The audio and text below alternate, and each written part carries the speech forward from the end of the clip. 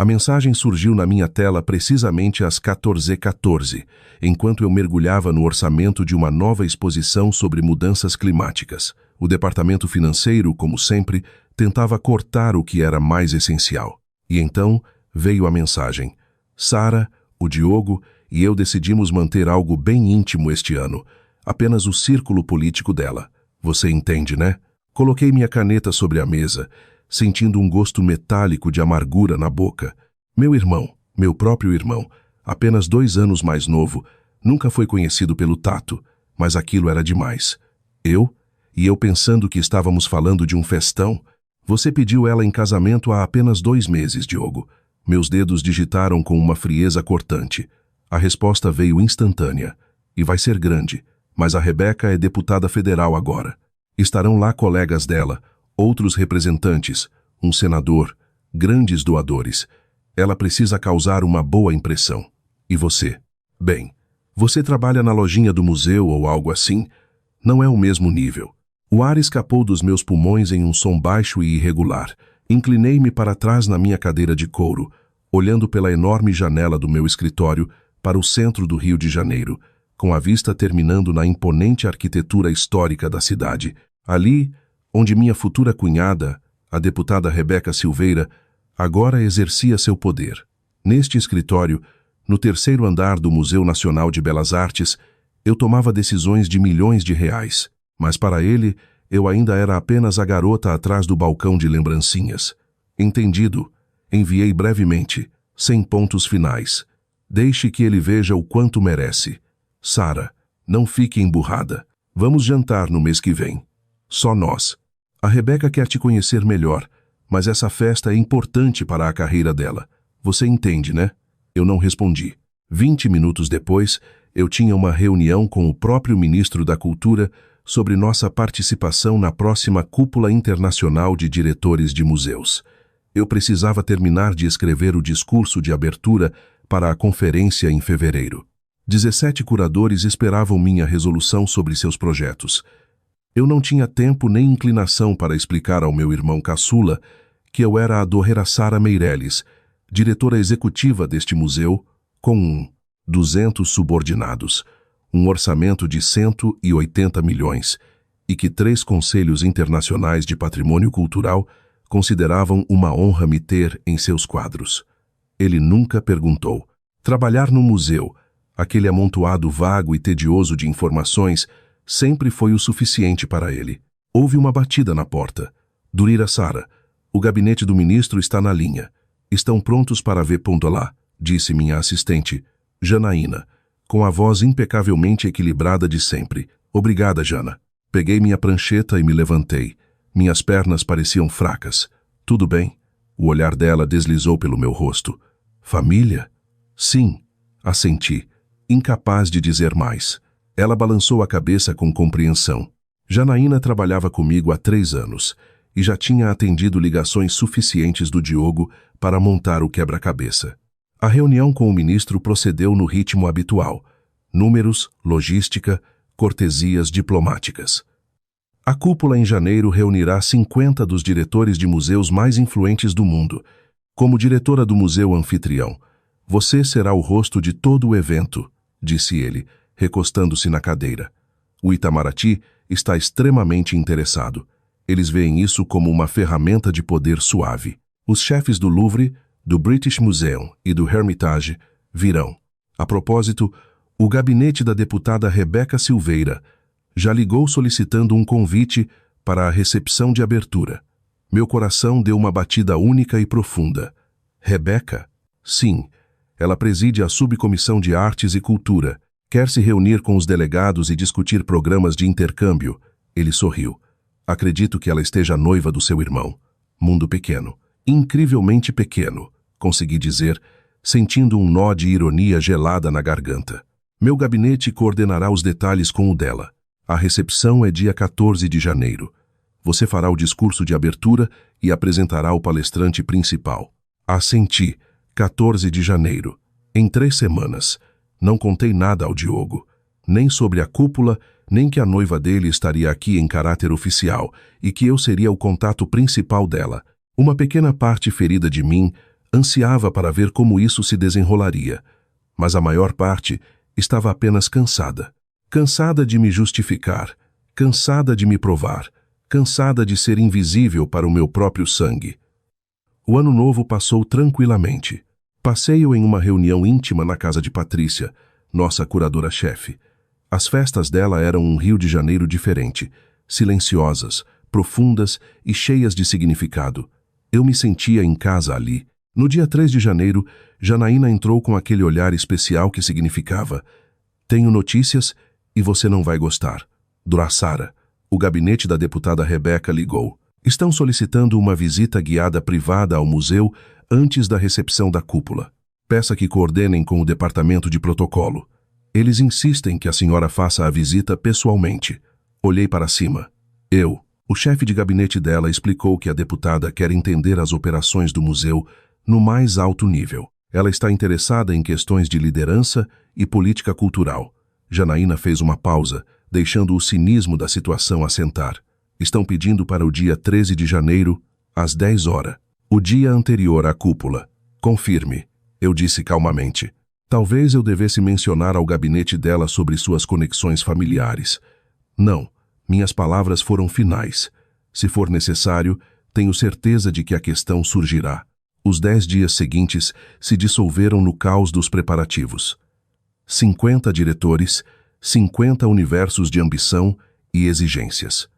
Eu vivia e respirava a mecânica complexa da diplomacia cultural internacional. Era o meu elemento, algo que Diogo não tinha a menor ideia. No dia 10 de janeiro, ele mesmo ligou. Oi, Sara. Escuta, a Rebeca mencionou que vai fazer uma visita ao seu museu na semana que vem? Sim, dia 13. A questão é a seguinte: ela não sabe que você trabalha lá. Bem, ela sabe que você trabalha no museu, mas acha que você é tipo uma coordenadora ou algo na loja. O silêncio na linha era tão espesso quanto poderia ser. Sara, você está aí? Só não quero nada estranho. Talvez você devesse apenas não mencionar que somos parentes. Ela está nervosa com essa cúpula, com todos esses VIPs. Não quero que ela se sinta desconfortável se vocês se cruzarem. Se nos cruzarmos, repeti, sem expressão. Bem, você entende. Seja profissional. Não faça disso um assunto de família. Diogo, você já se perguntou qual é o meu cargo? Você trabalha lá. Assuntos do museu. Ok, tenho que ir. Não complique as coisas, tá? O clique do telefone desligando foi mais alto que qualquer estrondo. Fiquei sentada ali por um longo tempo, depois abri o site do museu. Minha biografia estava em destaque. Foto, diplomas, prêmios, cargo, tudo. Diogo não se dera ao trabalho de olhar nenhuma vez em 4 anos.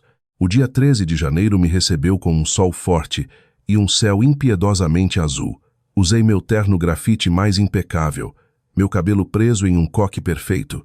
Eu parecia exatamente o que deveria parecer, uma autoridade absoluta. Às 9h45, Janaína relatou. A comitiva da deputada Rebeca chegou. A segurança a está escoltando para cima.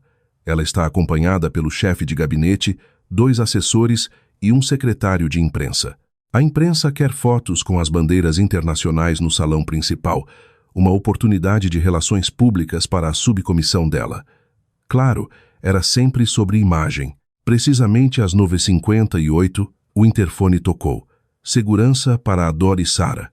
A delegação da deputada Rebeca está no lobby principal, pronta para o encontro. Descendo, eu disse, ajustando a lapela do paletó e respirando fundo. O elevador deslizou suavemente para baixo. O museu ainda estava adormecido, 1 hora antes da abertura, um tempo em que aquelas paredes pertenciam não aos visitantes, mas à própria história. No centro do salão, sob a imponente clarabóia, estava ela, Rebeca Silveira.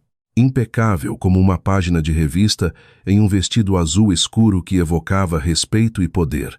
Ela discutia algo animadamente com o secretário de imprensa, apontando para o teto abobadado. Dei alguns passos pelo chão polido. O chefe de gabinete dela, um homem de olhar penetrante, notou-me primeiro. Dra. Sara, disse ele, movendo-se em minha direção com a mão já estendida. Tomás Medeiros, obrigado por disponibilizar tempo em sua agenda lotada. Sempre um prazer colaborar. Minha voz estava profissional. Virei-me para Rebeca. Deputada Rebeca, bem-vinda. Sou a Dra. Sara Meirelles, diretora executiva do museu. Ela se virou. Aquele mesmo sorriso público perfeitamente ensaiado floresceu em seu rosto. Dra. Sara, muito obrigada pelo. O sorriso congelou como gelo rachado. Seus olhos, inteligentes e rápidos, arregalaram-se por 1/1000 de segundo. Meirelles? Sara Meirelles? Sim, a mesma Sara Meirelles, irmã do Diogo, a própria. O silêncio que se seguiu não era apenas a ausência de som, era espesso, pesado, cheio de 1000 pensamentos não ditos. Tomás Medeiros congelou, seu olhar saltando de mim para Rebeca e voltando. Os assessores ficaram em poses estranhas. A fotógrafa baixou lentamente a câmera, sentindo instintivamente que aquele não era um momento para fotos. Rebeca tentou remontar sua máscara, mas a rachadura já era visível. O Diogo disse que você trabalhava no museu. Ele não especificou que você o comandava. Ele mesmo não sabe disso, eu disse calmamente, quase suavemente. Mas cada sílaba caía como uma pedra. O rosto de Rebeca oscilava, pânico leve, confusão aguda, e então uma percepção lenta e inexorável. Diretora executiva. Você é a diretora executiva do Museu Nacional, uma das instituições mais importantes do país. Sim, esse é o meu cargo. Tomás Medeiros limpou a garganta, salvando a situação. Deputada, suponho que devamos começar a visita. A Dra. Sara nos alocou 2 horas. Sim, Rebeca respirou, seu olhar nunca deixando o meu. Claro, eu os guiei por uma rota que conhecia como a palma da minha mão. Falei sobre a missão, sobre os milhões de itens, sobre o trabalho titânico de preservar a memória do país. Mostrei a eles o Santo dos Santos, os laboratórios de pesquisa onde descobertas nasciam em silêncio. Rebeca fazia perguntas inteligentes e precisas. Apesar do choque, seu cérebro profissional continuava a funcionar. Mas em cada olhar, em cada breve pausa, antes de responder, havia uma reavaliação de tudo o que ela sabia. No salão de oceanografia, falei sobre as mudanças climáticas. Não somos apenas salas de exposição, somos um instituto científico. Nossos dados formam a base de decisões políticas, incluindo as tomadas em Brasília. Vocês assessoram o Congresso? A voz dela estava abafada. Regularmente, incluindo a sua subcomissão de orçamento. Tomás Medeiros escreveu algo rapidamente em sua prancheta, com as sobrancelhas erguidas. Quando subimos ao meu escritório, ela parecia um pouco perdida. Olhou para as estantes, para a fotografia da Ordem do Mérito Cultural, para o fóssil sobre a mesa. Você trabalha aqui, sussurrou mais para si mesma. Naquele momento, Janaína entrou com um recado sobre uma ligação do ministro e um pedido urgente do diretor do Louvre. Rebeca observava e via as engrenagens finais clicando em seus olhos. O diretor do Louvre, ela repetiu sem vida. Tomás começou a falar sobre a recepção de amanhã, sobre protocolo, mas Rebeca o interrompeu, e pela primeira vez sua voz traiu não uma aspereza profissional, mas uma mágoa pessoal reprimida. A Dra. Sara é exatamente a pessoa para quem você deveria estar perguntando, Tomás.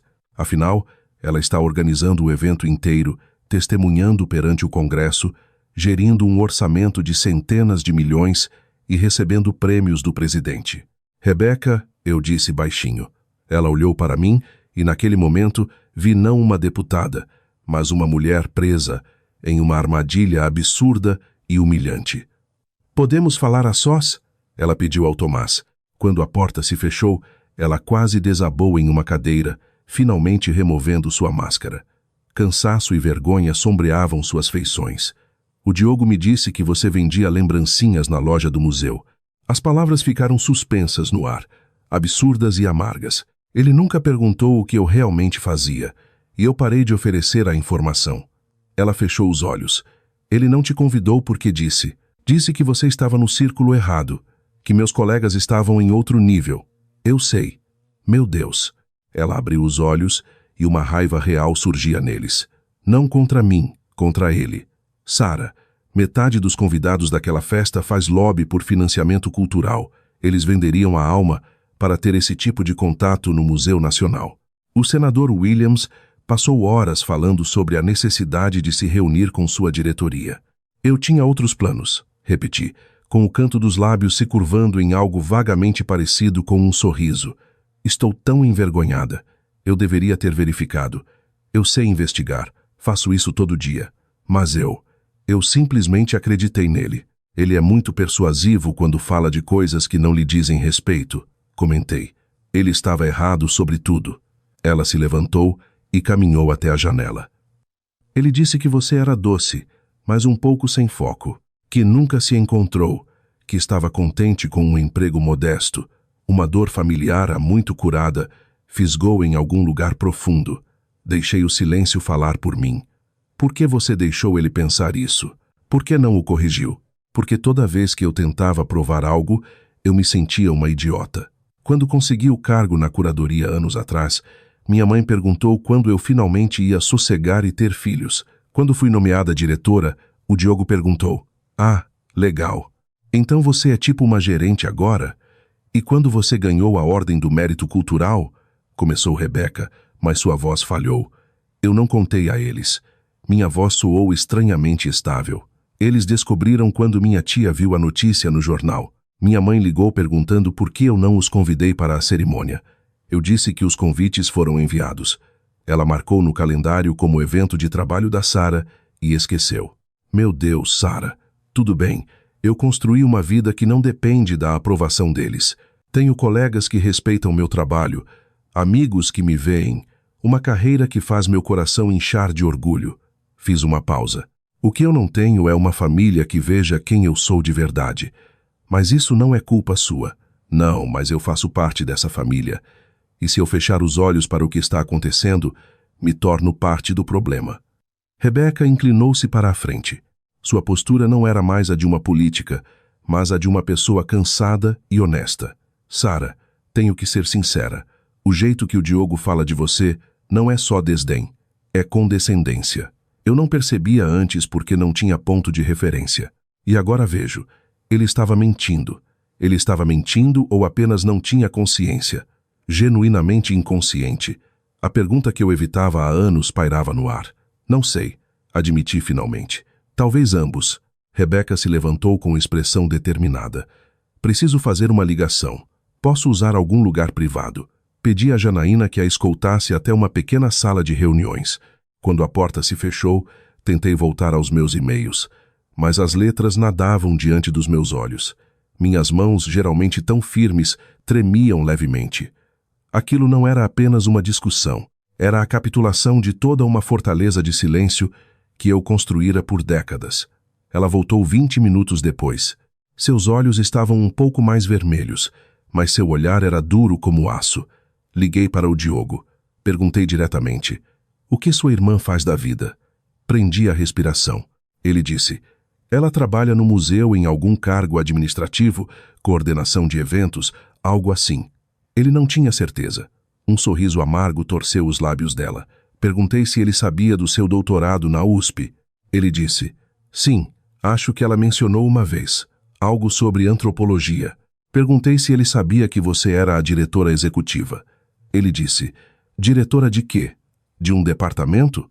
Ela fez uma pausa. Perguntei se ele já tinha olhado seu currículo, se já tinha te dado um Google, se já tinha feito qualquer pergunta realmente profunda sobre seu trabalho. Ele disse que não precisava, que você sempre foi aberta sobre seu trabalho no museu e que ele apoiava sua escolha de uma carreira tranquila. A palavra tranquila ecoou como vidro quebrado. Eu disse a ele que estamos adiando o casamento. "O quê?" exclamei. Eu não esperava por aquilo.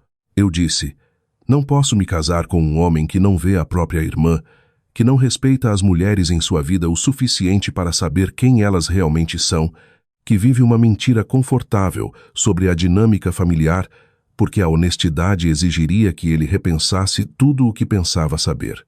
"Você não precisava fazer isso", sussurrei. "Eu precisava, Sara. Sou uma deputada. Luto todo dia para que as mulheres sejam vistas, ouvidas e respeitadas. Como posso fazer isso em público e no privado, me comprometer com um homem que menospreza a própria irmã brilhante, simplesmente porque o sucesso dela não cabe na visão de mundo limitada dele?" Ela balançou a cabeça tristemente. "E eu não posso me casar com um homem que não respeito agora. Não depois disso. Ele pode ser mais do que isso, talvez. Mas isso é o suficiente para apertar o pause. Ela pegou sua bolsa. Desculpe por tomar seu tempo. A visita foi brilhante. Este museu tem uma sorte incrível de ter você como diretora. Ela se virou na porta. Na recepção de amanhã, vou te apresentar ao senador Williams, ao deputado Torres e a todos que precisam te conhecer, se estiver tudo bem para você. Eu não me importo, assenti. Ok. Ela hesitou.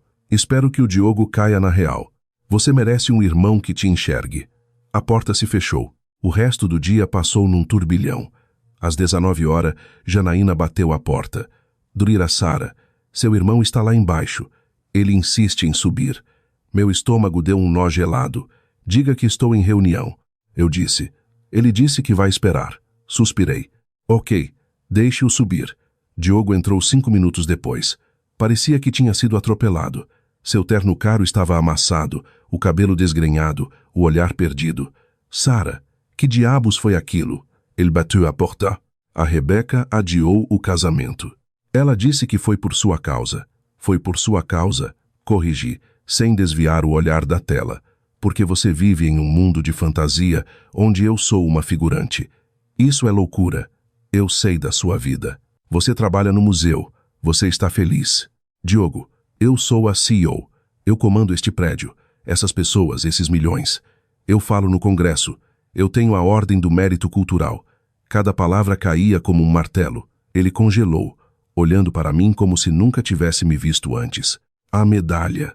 2 anos atrás, você me convidou. Eu não fui. Achei que era algum evento de trabalho chato para o pessoal do museu. Você não se deu ao trabalho de perguntar. Eu não sabia disso. O olhar dele percorreu o escritório. Parou na janela panorâmica, nas fileiras de livros. A percepção o atingiu em uma onda. Este é o seu escritório.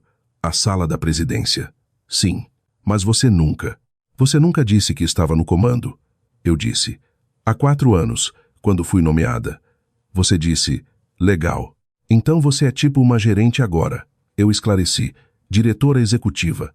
Você disse, beleza, mana, e começou a falar sobre o seu novo carro. Diogo afundou na cadeira. Eu não lembro disso. Esse é o ponto. Você nunca lembra. O silêncio se estendeu. A Rebeca disse que eu não te vejo, que sou condescendente, que te trato como inferior. É verdade? É verdade. E dói. Ele passou as mãos pelo rosto. Você sempre foi a mais inteligente. USP, doutorado, tudo aquilo. E acho que eu preferi acreditar que você escolheu algo mais fácil, para eu não ter que me comparar. Esse flash de autorreflexão foi tão inesperado que fiquei sem fala. Diogo. Sara, não estou dando desculpas. Só estou tentando entender. Você construiu algo magnífico e eu diminuí tudo, porque era mais fácil viver com o fato de que minha irmã mais velha tinha me superado de longe. Ele me olhou, e pela primeira vez em anos, não havia condescendência. A Rebeca tem razão. Eu não tenho nada a oferecer em um casamento se vejo minha própria família através de um espelho distorcido. Você pode aprender a ver, eu disse baixinho. Pergunte, venha descobrir. E você? Me deixaria entrar depois de tudo? Olhei para ele. Meu coração doía com a dor antiga, mas havia uma esperança frágil. Sim, sussurrei. Eu deixaria. Ele assentiu e respirou fundo. Ok, então me conte sobre amanhã, sobre essa cúpula. O que vai acontecer? E comecei a falar sobre diplomacia cultural, sobre a missão dos museus em um mundo dividido. Ele ouviu sem interromper, sem checar o celular. Posso ir? Ele perguntou. Na recepção de amanhã. Eu sei que é só para autoridades, mas a Rebeca poderia me levar como convidado dela. Se ela ainda estiver falando comigo, claro. Considerei o pedido. Vou verificar com o protocolo. Se eles derem o ok, venha. Obrigado. A recepção de abertura foi realizada sob a cúpula do museu. 200 pessoas, diretores, ministros, embaixadores, misturavam-se em um zumbido refinado. Eu usava um vestido azul safira, sentindo seu peso como uma armadura. Minhas armas hoje eram sorrisos e apertos de mão precisos. Martin Laron, do Louvre, aproximou-se primeiro. Sara, disse ele, beijando-me nas 2 bochechas. Tudo está maravilhoso. Você criou um espaço para um diálogo real. Por volta das 19 horas, vi Rebeca em um vestido vermelho vibrante e Diogo ao lado dela. Ele parecia um pouco fora de lugar, como um aluno na formatura. Drira Sara. Rebeca assentiu, com um brilho nos olhos. Você está magnífica. Obrigada, deputada. Diogo olhou para mim e seu olhar não tinha a arrogância habitual. Era choque puro. Sara, eu li tudo. Todos os artigos, seu livro, os relatórios das audiências no Congresso. Fiquei 4 horas mergulhado nisso. E percebi que fui um idiota cego. Achei que eu estava construindo uma carreira. E todos esses anos, você esteve construindo um legado. Naquele momento, o ministro se aproximou. Sara, é hora de começar. Assenti para ele, depois encontrei o olhar do meu irmão. Aproveite a noite. Aproximei-me do microfone. Boa noite. Minha voz ressoou clara e confiante. É uma honra recebê-los, os guardiões da memória da humanidade, nesta sala. Falei sobre dever, beleza e sobre como os museus são pontes. A sala ouvia com a respiração suspensa. Naqueles momentos, eu não era irmã ou filha. Eu era Sara Meireles, e isso era o suficiente. Após o discurso, a dança da diplomacia começou. Vi de relance Rebeca apresentando Diogo ao senador Williams. Ele ouvia, com a cabeça levemente inclinada, fazendo perguntas não para aparecer, mas por curiosidade. Quando a recepção terminou, Diogo e Rebeca me esperavam no lobby quase vazio. Foi incrível, disse Diogo. Vi o jeito que te olhavam, como te ouviam. Nunca te vi assim, cheia de força, porque você nunca procurou esse meu lado. Eu sei, mas agora vou procurar. Ele deu um passo à frente. Podemos começar de novo? Do zero? Quero conhecer minha irmã, a real. Olhei para ele, para esse homem que vira meu mundo hoje, que tentara. Podemos tentar, disse com cuidado. Mas tem que ser honesto, eu prometo. Rebeca nos observava com um sorriso triste. Tenho que ir, Sara. Ligo na semana que vem sobre aqueles projetos de financiamento cultural. Sua opinião será decisiva. Quando ela saiu, Diogo e eu ficamos sozinhos no vasto salão silencioso. Conte-me sobre o seu trabalho. Ele pediu baixinho. Sério, quero entender. Sentamos em um banco e comecei a contar. Não sobre orçamentos, mas sobre o que faz o coração bater mais rápido. O brilho nos olhos de uma criança. A emoção de devolver artefatos sagrados ao seu lugar de direito. Ele ouviu. Ele assentiu. À meia-noite, caminhamos até o meu carro. Vou consertar isso, disse ele. Não só com você, com todo mundo. Quero ganhar o respeito de vocês de novo. Diogo, você não tem que ser perfeito. Só esteja presente. De verdade. Então vou começar agora. Ele me abraçou desajeitadamente, mais apertado. E pela primeira vez em anos, o abraço não foi uma formalidade. O mês seguinte foi uma revolução silenciosa. Diogo vinha ao museu não como convidado, mas como aluno. Ele começou terapia, falou com nossos pais, não deu desculpas. Ele explicou. Ele quebrou o velho espelho, em que nossa família via reflexos distorcidos. Rebeca deu uma chance a eles, devagar, com cuidado. E então, 3 meses depois da cúpula, ele ligou num sábado. Sara, acabei de falar com a mamãe. Falei sobre o seu trabalho. Sério. Sobre a cúpula, sobre o seu papel internacional. E ela começou a chorar. Disse que nem imaginava. E então, ela pediu o seu número. Ela tem o meu número, Diogo. Eu sei, mas ela queria que eu desse a ela de novo, como se fosse simbólico, como se fosse o começo de algo novo. Ele fez uma pausa. Ela quer vir te ver no museu, ver você. Fiquei parada junto à janela do meu apartamento, olhando as luzes da cidade, e senti algo pesado e gelado no meu peito começar a derreter. Ok, eu disse. Diga para ela ligar. Sara, obrigado. Pelo quê? Por deixar a porta entreaberta, por nos dar a chance de entrar no seu mundo. Vocês são minha família, eu disse simplesmente. Sempre fomos feitos para ser família, mas agora vamos tentar ser família de verdade. Após a ligação, olhei para a cidade à noite por um longo tempo. Eu passara anos construindo uma torre de realizações para que pudesse finalmente ser vista do chão.